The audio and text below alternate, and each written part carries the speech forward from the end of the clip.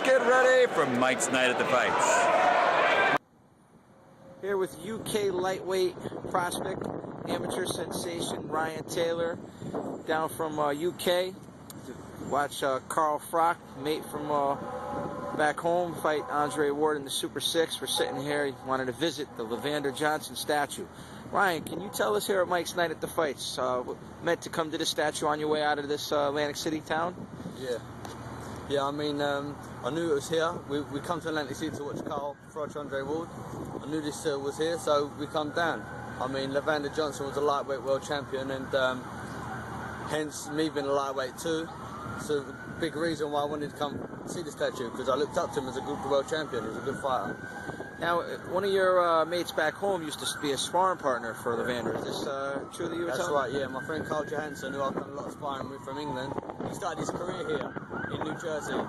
He had 16 pro fights, and he was one of the sparring partners for Levander. So it's also good for me to let him know that I come see the statue for him too, you know. Now, Ryan, other fighters your age, they don't follow the history of boxing with the passion that you do. Can you express to us here how much it means to you to be a student of the game as well as a fighter?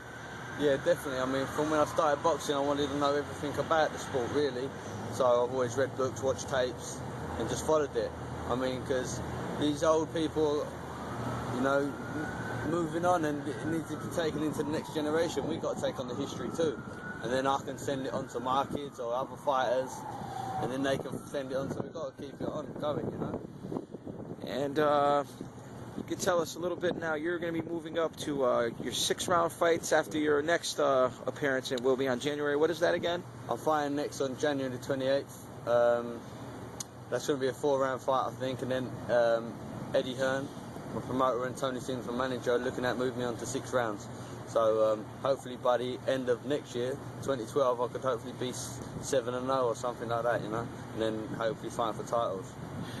And Ryan, you seem like an intelligent young man. You know, usually the stories of inspired fighters come from a rough upbringing, and therefore, you know, it creates a hunger to fight their way out of poverty. You, on the other hand, you have a passion for the sport that it's channeled from a whole different arena. Can you explain that to us a little bit more? Yeah, you know, where my dad was from, you know, it's always been fighting in London, always been boxing, and I started karate first, and then I wanted to do boxing. So Dad introduced me to someone who went to school with, who ran the boxing gym, and I just took it from there when I was 12. Started boxing, I've been fighting ever since.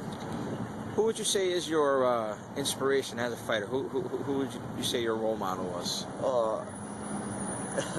From when I started boxing, I think I've gone through every boxer as a role model some way. I've took a little bit from every fighter, but I just like so many fighters. I've just got a whole list of fighters I like, you know. And Ryan, I want you to look into the future. I know it's every man as a fighter has a projection of being a world champion, but I want you to look 10 years from now. How does Ryan Taylor want to be remembered at that point, and when he leaves the sport of boxing as well? Well, I'd like to have been known as someone who give it his all.